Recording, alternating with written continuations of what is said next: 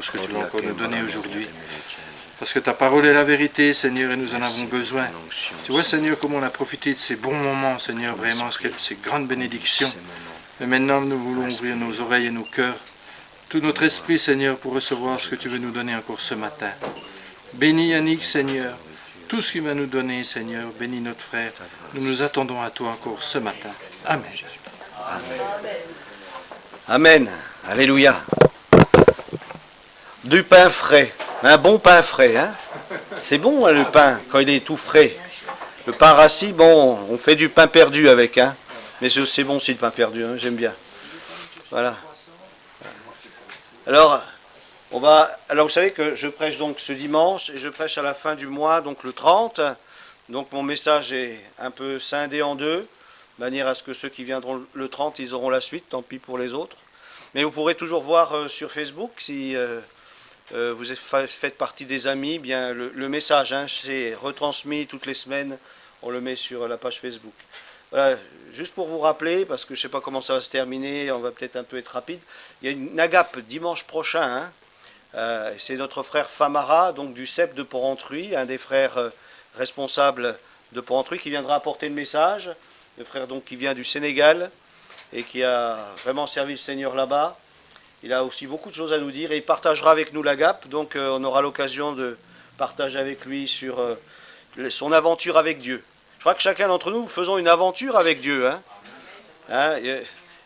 Et je crois que on découvre chaque jour, et des fois, parfois, ça nous fait un peu peur parce qu'on ne connaît pas les choses. Un peu comme Abraham, le Seigneur nous envoie et puis il nous dit va dans le pays que je te montrerai. Et Seigneur, c'est où? Ben, tu verras bien, avance.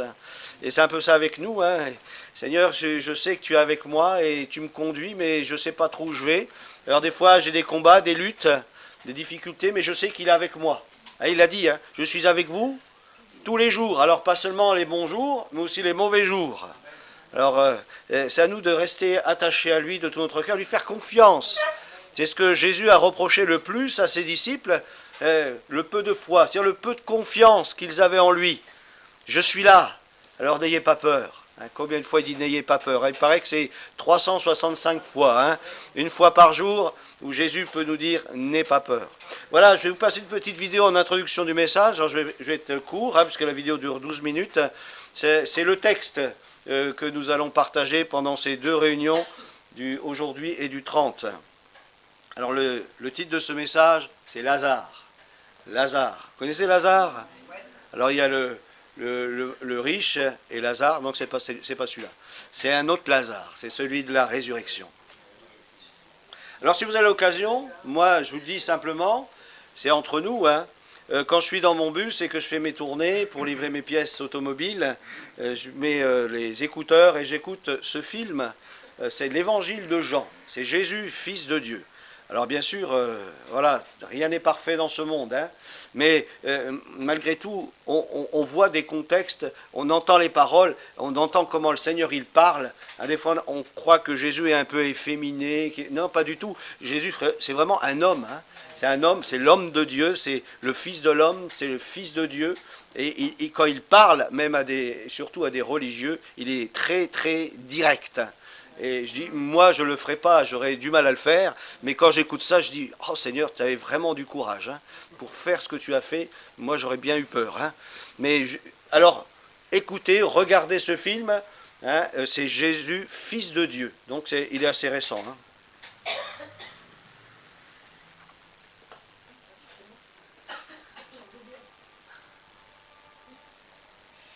Alors c'est Lazare qui est malade. Hein.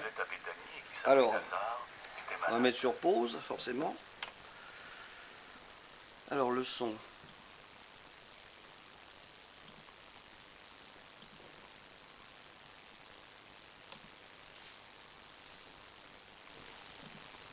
Heureusement que j'ai déjà eu ce genre de problème.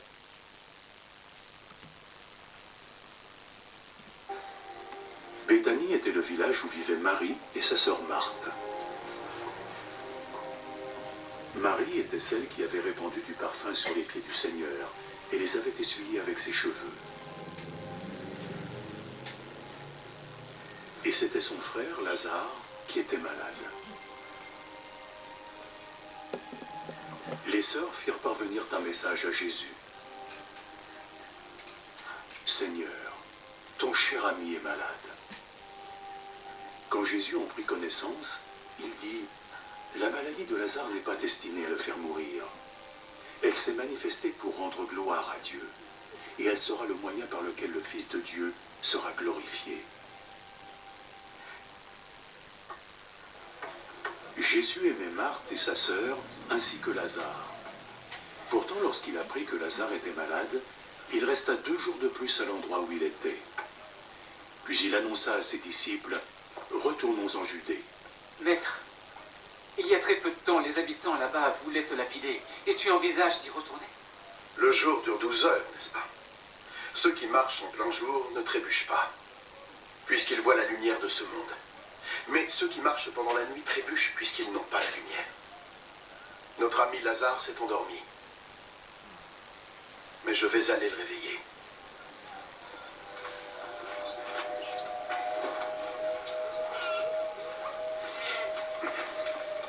S'il est endormi, Seigneur, il devrait guérir. Jésus voulait dire que Lazare était mort, mais ses disciples pensèrent naturellement qu'il dormait. Aussi Jésus leur dit clairement, « Lazare est mort. Mais pour votre bien, je suis heureux de ne pas avoir été avec lui, parce qu'ainsi vous croirez.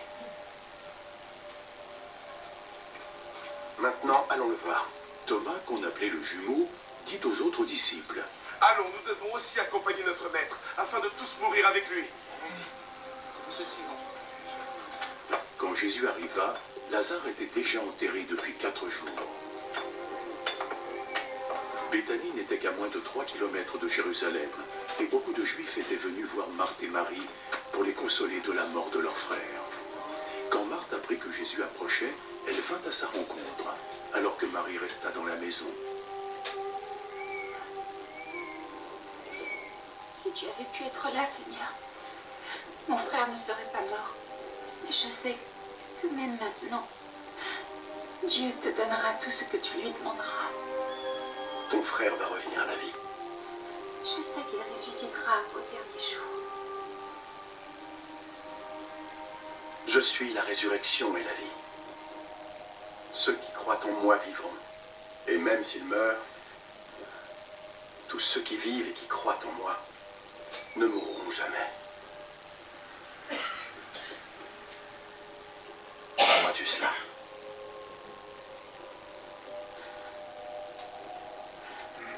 Oui, Seigneur. Je crois vraiment que tu es notre Messie. Le Fils de Dieu, celui qui devait venir sur terre. Sur ces mots, Marthe s'en retourna et parla discrètement à sa sœur.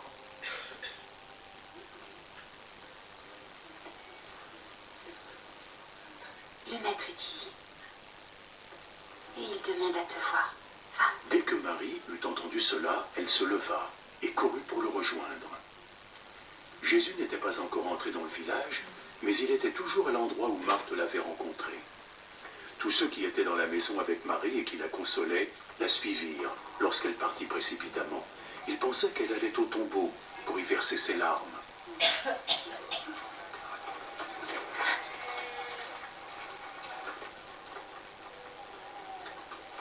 Marie arriva où était Jésus, et dès qu'elle le vit, elle se jeta à ses pieds. Seigneur.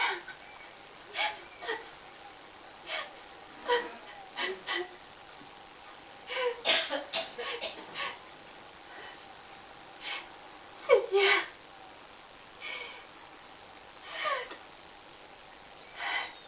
Si seulement tu avais été là, mon frère ne serait pas mort. Jésus la vit pleurer, comme il vit pleurer ceux qui étaient venus avec elle.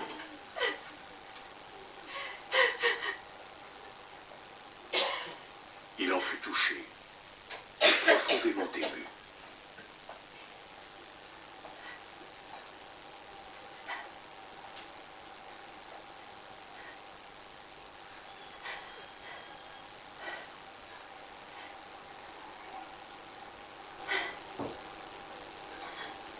Où l'avez-vous enterré? Par ici, Seigneur.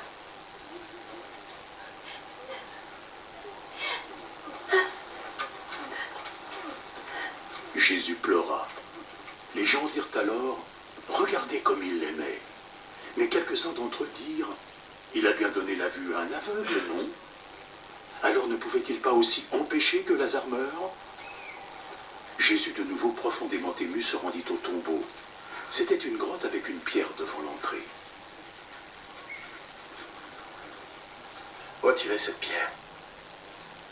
Ça fait 4 jours qu'il est ici, Seigneur. Il doit y régner une forte odeur. Ne t'ai-je pas dit que tu verrais la gloire de Dieu si tu croyais?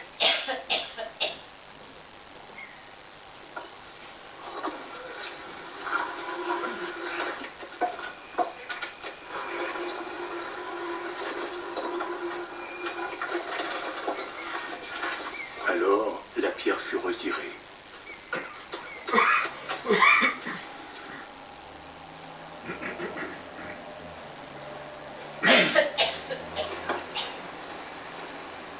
Jésus leva les yeux au ciel et dit,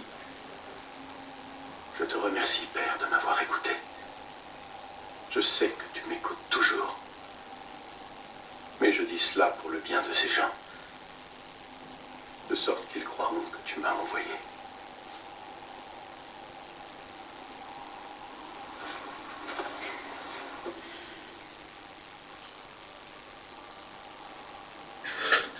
Après avoir dit cela, il cria d'une voix forte. Lazare! Sors de là!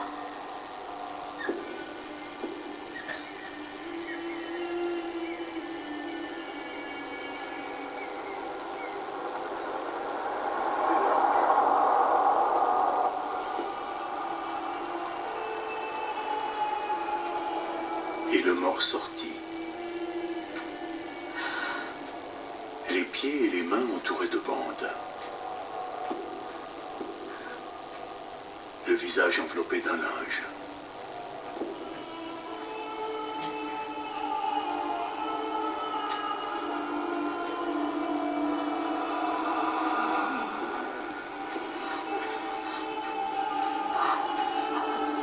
Retirez-lui, Seigneur, et laissez-le aller. Beaucoup de ceux qui étaient venus rendre visite à Marie furent témoins de ce que fit Jésus. Et ils crurent en lui. Mais certains d'entre eux allèrent trouver les pharisiens et leur narrèrent ce que Jésus avait fait. Les pharisiens et les chefs des prêtres réunirent donc le conseil pour dire « Que devons-nous faire ?» Regardez tous les miracles accomplis par cet homme. Si nous le laissons continuer, tout le monde finira par croire en lui. Puis les autorités romaines interviendront et détruiront notre temple et notre nation. L'un d'entre eux, nommé Caïphe, qui était un grand prêtre cette année-là, leur dit « Êtes-vous stupide? Est-ce que vous ne voyez pas qu'il serait bien mieux et dans notre intérêt qu'un seul homme meure pour le peuple, plutôt que de voir détruire la nation tout entière? » En fait, il ne disait pas cela de lui-même, mais comme cette année-là, il représentait les autorités juives en tant que grand prêtre, il prophétisait que Jésus devait mourir pour le peuple juif, et non seulement pour eux, mais aussi pour rassembler en un seul corps tous les enfants de Dieu dispersés. À partir de ce jour, les autorités juives décidèrent de tuer Jésus. Jésus ne se déplaça donc plus publiquement en Judée. Il partit et se rendit dans une région à côté du désert, dans une ville appelée Éphraïm, où il s'installa avec ses disciples. La fête de la Pâque juive était proche, et beaucoup de gens du pays se rendaient à Jérusalem pour effectuer les rituels de purification. Ils cherchaient Jésus, et tout en se rassemblant dans le temple, ils se demandaient les uns les autres, « Qu'en pensez-vous? Il n'osera sûrement pas venir à la fête, n'est-ce pas ?» Les chefs des prêtres et les pharisiens avaient ordonné que si quelqu'un savait où était Jésus, il devait les avertir, afin qu'ils puissent l'arrêter.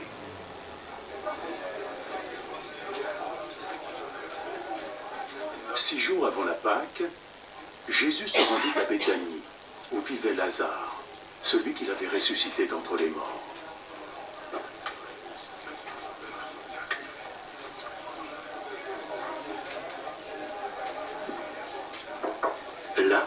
prépara un dîner avec l'aide de Marthe qui aida à le servir.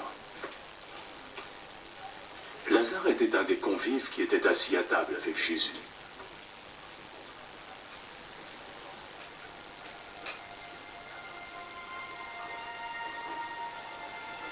Marie prit alors un demi-litre d'un parfum très cher, fait de nard pur.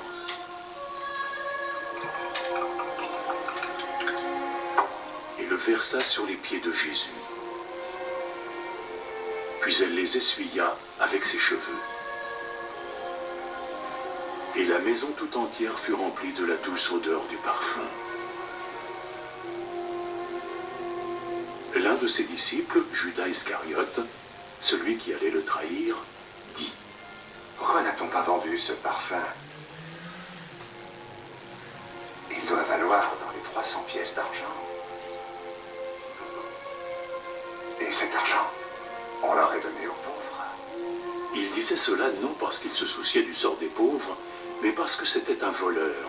C'est lui qui tenait la bourse, et il prenait ce qu'on y mettait. Laisse-la tranquille. Elle veut garder ce qui reste pour le jour de mes funérailles. Vous aurez toujours des pauvres avec vous. Mais moi, vous ne m'aurez pas toujours.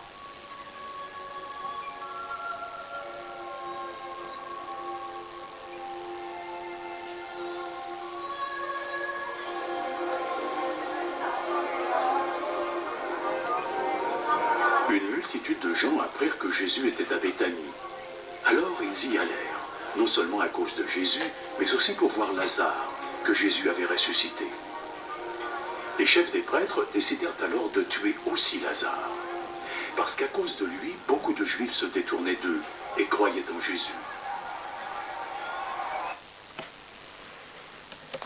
Voilà, je ne sais pas si ça vous parle. La vidéo, c'est différent de ce qu'on peut lire. Je crois que l'image, ça nous parle des fois plus. On se rend compte du contexte, comment les choses se passaient. Et alors, si vous voulez un miracle de Dieu, comme Lazare, attendez-vous à ce qu'on ne fasse pas de vieux os avec vous. Parce que quand on voit ces images, on se rend bien compte la vie de Jésus, comment est-ce qu'il vivait, vous voyez, sous la tente. Il dormait à l'extérieur, de temps en temps il allait dans une maison, là où il était invité. C'était, comme on dirait, la marche par la foi. Jésus, c'est l'homme qui marche par la foi. Tout ce qu'il faisait, c'était animé de la foi. Et c'est à cela aussi qu'il nous appelle à marcher par la foi. Mon juste vivra par la foi. Alléluia.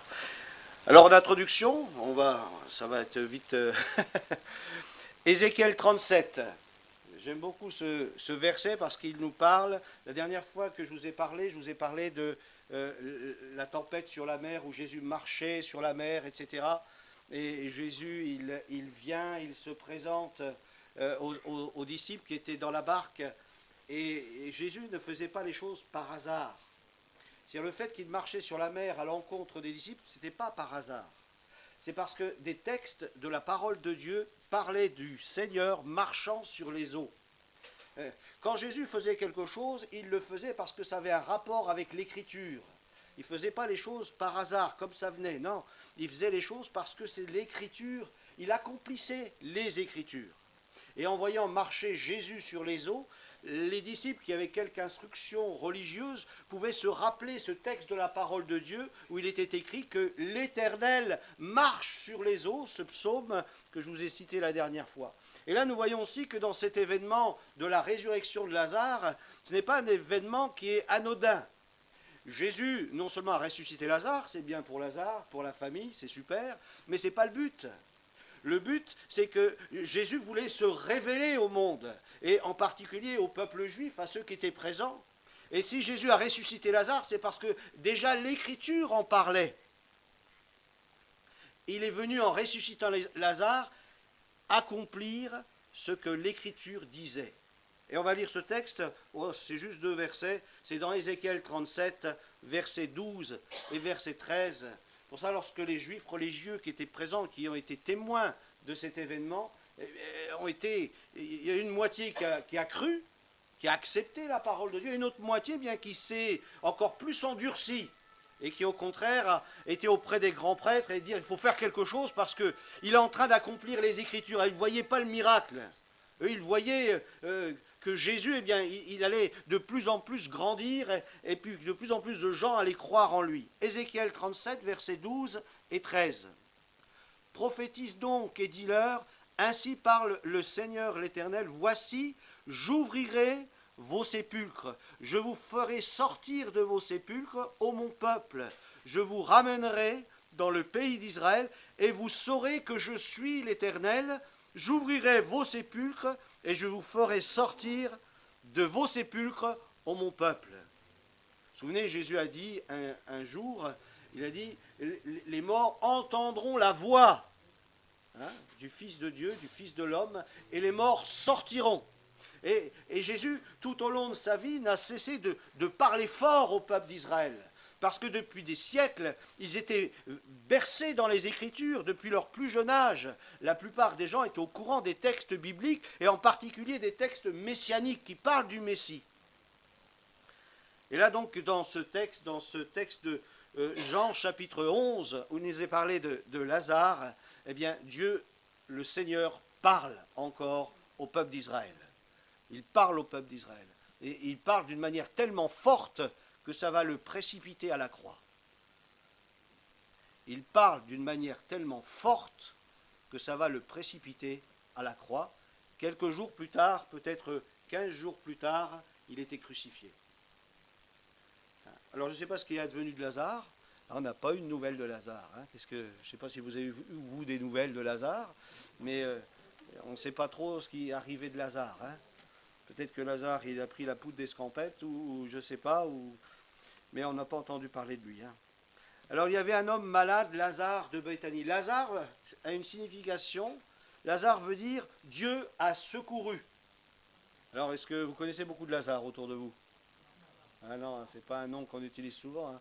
Non, la signification est quand même bien, Dieu a secouru. Dieu est venu en aide, et c'est vrai que Lazare, bien que c'était cet homme qui aimait Jésus, eh bien a vécu aussi la mort. Et ça aussi c'est important de prendre conscience, il a aussi été malade. Et c'est pas parce que nous sommes chrétiens qu'on va être épargné de la maladie, qu'on va être épargné de la mort. Moi, je désire vivre l'enlèvement de l'Église, vous aussi je pense. Mais je veux dire, si je ne suis pas enlevé au moment où Jésus viendra, si l'enlèvement tarde, eh bien il faudra bien que je meure. Pas vous? Eh bien oui. Mais c'est pas ça qui est le plus important. Lorsqu'on a vu Lazare ressusciter, on a vu un homme qui meurt, qui sort du tombeau, mais c'est toujours un homme de chair et de sang. Mais Dieu nous appelle à une meilleure résurrection que celle-là. Parce que Lazare, il a fallu qu'il meure à nouveau. Il a fallu qu'il meure à nouveau, le pauvre. Alors déjà, il était déjà passé une fois par là, et il fallait qu'il repasse à nouveau par la mort. Mais Jésus l'a dit, celui qui vit, qui croit en moi, il ne mourra jamais. Alors, comment on peut saisir cette parole de l'Écriture? C'est étonnant. Tu dis, mais Seigneur, tu dis, celui qui vit et qui croit en toi, il ne mourra jamais. Mais comment je peux comprendre ça? Parce que je sais qu'un jour, si tu ne reviens pas me chercher, je vais mourir. C'est étonnant, En nous, il y a la vie de Dieu, il y a la présence de Dieu, il y a cette vie de résurrection. Et lorsque nous fermons les yeux à ce monde, lorsque le cœur charnel de chair s'arrête, mais le cœur spirituel, il continue de battre. C'est-à-dire que vous demeurez vivant, même si votre corps meurt. Parce que Dieu a fait de nous de nouvelles créatures. Nous sommes une nouvelle création. Comprenez? Dieu ne fait pas du neuf avec du vieux, il fait du tout neuf. Nous sommes une nouvelle création. Alors bien sûr, extérieurement, l'homme extérieur se détruit, mais l'homme intérieur, lui, il se renouvelle, il se fortifie. Et lorsque la mort vient, bien je ne crains rien, parce que je sais que mon Rédempteur, il est vivant. Je sais qu'il est avec moi tous les jours. Alors, parfois, on a l'impression que la mort, c'est le repos éternel. Et même parfois, dans les milieux chrétiens, on croit que la mort, eh bien, je dors. Mais non, vous ne dormez pas quand vous mourrez. Au contraire, vous êtes dans la présence du Seigneur. Quand il est parlé du repos de la mort, ça ne veut pas dire que vous dormez. Ça veut dire que vous êtes toujours en activité, dans la présence de Dieu. Vous êtes des adorateurs, vous le voyez. Hein? Et oui, vous êtes dans sa présence, vous voyez Jésus. D'ailleurs, lorsqu'on entend des témoignages de personnes qui sont mortes et qui sont revenues à la vie, c'est ce qu'ils disent. Hein? Ils ne dorment pas. Ils voient Jésus, ils se prosternent, ils lui parlent, et Jésus leur parle, ils voient d'autres personnes qui étaient là, etc. Si vous avez déjà entendu des témoignages. Donc, ce n'est pas l'annihilation de la personne, il n'y a pas un temps où vous êtes complètement hors conscience, et puis vous attendez la résurrection. Hein? Non, pas du tout. Vous êtes dans la présence de Dieu, vous êtes conscient, vous vivez les choses. Hein? Je me souviens de cette femme qui rendait témoignage qui était morte, elle était dans son cercueil, hein, et puis il y avait des gens qui la veillaient, puis elle était là, et puis elle disait que pendant que j'étais morte, j'ai fait un voyage, et dans ce voyage, je me trouvais au milieu d'un jardin de fleurs, et dans ce jardin de fleurs, ça sentait bon, et puis je courais, puis j'ai vu Jésus, enfin je ne sais plus comment c'est son témoignage, mais lorsqu'elle est revenue à elle dans son cercueil, lorsque le Seigneur l'a guérie et l'a ramenée à la vie, cette personne, il y avait une odeur qui était sur elle. Et les infirmières, lorsqu'elles sont venues, qu'elles l'ont vue assise dans son cercueil, déjà elles ont eu peur. Mais après, ils ont dit, mais c'est quoi cette odeur, ce parfum qui se dégage? Et elle a pu leur raconter. J'étais plus là, j'étais dans la présence du Seigneur. Et puis là, j'étais dans un jardin de fleurs. Et tout ce parfum, j'en étais imprégné. Et c'est ce parfum-là que vous sentez. Comme quoi les choses spirituelles et les choses de son monde, en réalité, ne sont pas si éloignées les unes des autres. C'est pourquoi Dieu peut agir encore aujourd'hui au milieu de nous et se manifester avec puissance. Et si, comme Lazare, eh bien vous connaissez un jour la mort, bien sachez que ce n'est pas la mort terminus, mais au contraire, vos yeux prennent conscience des réalités spirituelles. Vous avez plus ce voile de chair qui vous gêne, ce voile de chair est ôté, et là vous voyez réellement les choses qui sont éternelles. Parce que les choses visibles, elles sont passagères, mais les choses invisibles, elles sont éternelles. Et là on entre dans l'éternité. Alors Béthanie veut dire la maison de l'affligé, on va terminer là, et nous parlerons le 30 de Marie. Juste un petit quelque chose sur Marie. C'est important lorsqu'on lit un texte, eh bien, de prêter attention à ce qu'on lit. Et vous remarquerez, quand vous commencez le chapitre 11, qui est parlé de la résurrection de Lazare, il nous est parlé, Marie, celle qui a lavé les pieds du Seigneur. On dit, mais Seigneur, qu'est-ce que ça fait ici ce texte? Enlève-le, pourquoi? Puisqu'on en parle après. Alors si Dieu a voulu que ça soit inscrit ici, c'est pas pour rien. C'est pour nous montrer quelque chose, nous révéler quelque chose. Et ça, on a besoin de le comprendre. Quelques mots. Marie, vous connaissez, Marie était au pied du Seigneur pendant que Marthe était en train de s'affairer à ce qui se passait dans la maison. Et Jésus, à un moment donné, lui dit, elle a choisi la bonne part. Et c'est vrai. Et chacun d'entre nous, nous avons choisi la bonne part ce matin de venir au pied du Seigneur pour entendre sa parole, pour être nourri par lui, enseigné, pour être revigoré et pour être conduit dans les voies que lui a préparées d'avance pour nous. Ça, c'est formidable, c'est ce à quoi nous aspirons, c'est à ça que nous avons soif. Mais vous remarquerez que dans la suite du temps, lorsque Lazare est mort, l'attitude de Marie, c'était une femme spirituelle, et pourtant, lorsque, on pourrait dire, le malheur vient, eh bien, on est comme déstabilisé, on perd pied. Et lorsque Marie vient au pied de Jésus, elle vient tout en sanglotant. La Bible nous dit qu'elle pleure, mais lorsque vous regardez les textes grecs, elle vient en sanglotant, elle vient en pleurant, comme si c'était quelque chose de terrible que Lazare soit mort. C'est pour ça que Jésus dit, mais je suis la résurrection et la vie. Et pour ça que Jésus, lorsqu'il dit que Jésus pleura, ce n'est pas les mêmes pleurs que Marie ou que les Juifs qui étaient présents. Jésus, lorsqu'il pleure, bien sûr, il a compassion parce qu'il voit la misère, ce qui se passe dans le cœur de ceux qui souffrent, et en particulier de Marie, puisqu'il est dit que Jésus aimait Marie, aimait Marthe, mais aussi aimait Lazare. Et ça ne rend pas Jésus insensible de voir cette souffrance. Jésus a compassion, c'est vrai. Mais une autre chose aussi, c'est que ses pleurs ne sont pas des sanglots parce qu'il est aussi indigné de manque de foi, de manque de confiance. Je suis là. Je suis la résurrection et la vie. Et il y avait dans le cœur de Marthe, le cœur de Marie, un peu ce mélange. Et lorsque Jésus est venu, puis qu'il a ressuscité Lazare, lorsqu'on retrouve Marie à la suite de ce récit, on la voit au pied du Seigneur versant le parfum, c'est une autre Marie, qui n'est plus simplement à l'écoute, mais elle devient une adoratrice du roi des rois et du Seigneur des seigneurs. On peut avoir une connaissance de la Bible, on peut être proche de Jésus, mais tant qu'on n'est pas touché par l'épreuve, on ne le connaît pas réellement. On ne le connaît pas réellement. Mais lorsque l'épreuve vient, eh bien on apprend à devenir un adorateur de Jésus-Christ. Voilà, on verra ça dans le 30. On va prier le Seigneur, et puis on va aller, pour ceux qui le souhaitent, on se retrouve tout de suite après la Gape. Le frère va faire les annonces, on va prier. Seigneur notre Père, nous voulons te bénir pour ta parole qui est la vérité.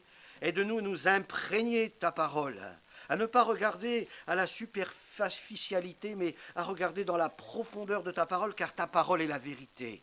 Elle est tellement profonde, elle nous fait tellement de bien, Seigneur. Elle nourrit notre âme. Seigneur, merci pour tous mes frères et sœurs qui sont venus ce matin à l'écoute de ta voix. Merci pour ces temps de louange, ces temps de prière, ces temps de sainte scène, ces temps de communion fraternelle, ces temps autour de ta parole. Seigneur, fais-nous prospérer en toi, non seulement à tes pieds, mais que nous puissions aussi être des véritables adorateurs du Dieu vivant et vrai. Oh, merci pour ta grâce et pour cette journée que tu nous as préparée. Merci de nous raccompagner chacun, que ta grâce repose sur nous. Fortifie-nous, Seigneur, et conduis-nous dans les œuvres que toi tu as préparées d'avance pour nous. Aide-nous à garder confiance en toi, à ne pas désespérer, mais au contraire, à être rassurés par cette paix que tu nous donnes, par le Saint-Esprit, dans le nom de Jésus-Christ. Amen. Amen. Soyez bénis.